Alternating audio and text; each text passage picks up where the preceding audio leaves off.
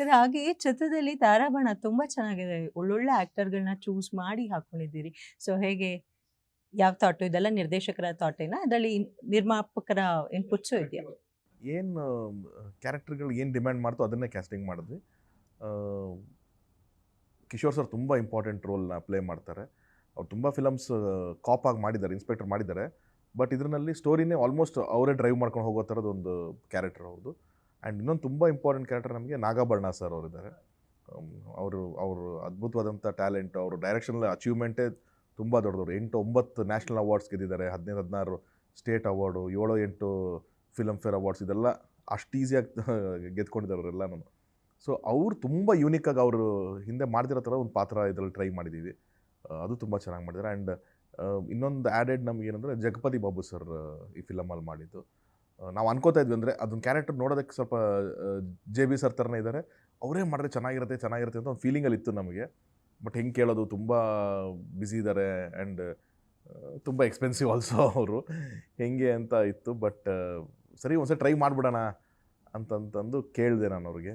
But it was very sweet. ಅವರು ನನಗೆ ನೀನು ಮಾಡ್ಕೊಡ್ತೀನಿ ಬಾ ತಗೊಂಡು, ನೀನು ಯಾಕೆ ತಲೆ ಕೆಡ್ಸ್ಕೊತೀನಿ, ಪಿಕ್ಚರು ನೀನೇ ಪ್ರೊಡಕ್ಷನ್ ಮಾಡ್ತೀನಿ ಅಂತ ಹೇಳ್ತಾ ಇದೆಯಾ, ನಾನು ಬಂದು ಮಾಡ್ಕೊಡ್ತೀನಿ ಅಂತ ಅಂದ್ಬಿಟ್ಟು ಹಿ ವಾಸ್ ವೆರಿ ಸ್ವೀಟ್. ಅವ್ರು ಬಂದು ಅದ್ಯಾವುದೋ ಅವ್ರದ್ದು ರಾಮ್ ಚರಣ್ ಸರ್ದು ಫಿಲಮ್ ನಡೀತಾ ಇತ್ತು ಶೂಟಿಂಗು, ಅದನ್ನೊಂದು 3 ಡೇಸ್ ಅದ್ರಲ್ಲಿ ಗ್ಯಾಪ್ ತೊಗೊಂಡು ಬಂದು ನಮಗೆ ಫಸ್ಟ್ ಶೆಡ್ಯೂಲ್ ಮಾಡಿಕೊಟ್ಟು ಮತ್ತು ಆಮೇಲೆ ಫ್ರೀದಾಗ ಇನ್ನೊಂದು ಮಾಡಿಕೊಟ್ರು. ಮೊನ್ನೆ ಡಬ್ಬಿಂಗ್ ಎಲ್ಲ ಅವರೇ ಮಾಡಿಕೊಟ್ರು.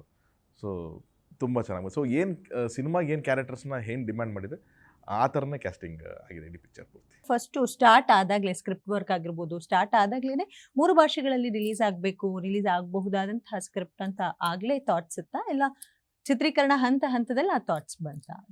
ಇದು ಬಾರ್ಡರ್ ಲವ್ ಸ್ಟೋರಿ ಆಗಿರೋದ್ರಿಂದ, ಸ್ಟೋರಿನ ಹಂಗಿರೋದ್ರಿಂದ ತಮಿಳ್ ಕೂಡ ಕೆಲವು ಪಾತ್ರಗಳು ಮಾತಾಡ್ತಾರೆ ಇಲ್ಲಿ. ಒಂದು ಕೆಲವು ಪೋರ್ಷನ್ಸು ಅಲ್ಲಲ್ಲಲ್ಲಿ ತಮಿಳು ಮಾತಾಡ್ತಾರೆ. ಸೊ ನಾವು ಅಥೆಂಟಿಕೇಷನ್ಗೋಸ್ಕರ ಹಾಗೆ ಬಿಟ್ಟಿದ್ದೀವಿ ನಾವು.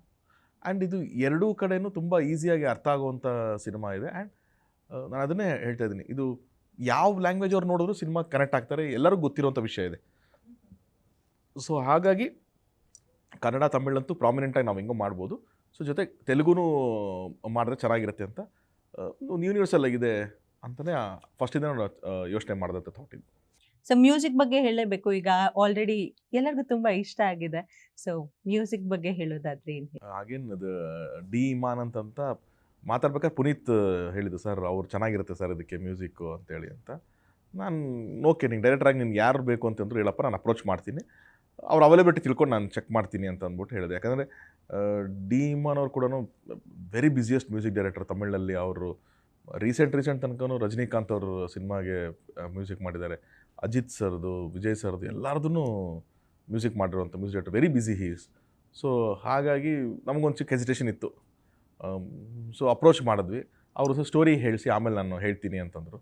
ಮತ್ತು ನಾವು ಸ್ಟೋರಿ ಹೇಳಿಸಿದ ಮೇಲೆ ಅವ್ರು ತುಂಬ ಇಷ್ಟಪಟ್ಟು ಆಯಿತು ನಾನು ಮಾಡಿಕೊಡ್ತೀನಿ, ಈ ಟೈಮ್ ಲೈನಲ್ಲಿ ನಾನು ಸಿಗ್ತೀನಿ ನಿಮಗೆ, ಓಕೆನಾ ಅಂತ ಕೇಳಿದ್ರು. ನಾವು ಆಯಿತು ಸರ್ ಸ್ವಲ್ಪ ವೆಯ್ಟ್ ಮಾಡಿಬಿಟ್ಟು ಅವರಿಗೆ ಅವ್ರು ತೊಗೊಂಡು. But is done amazing work.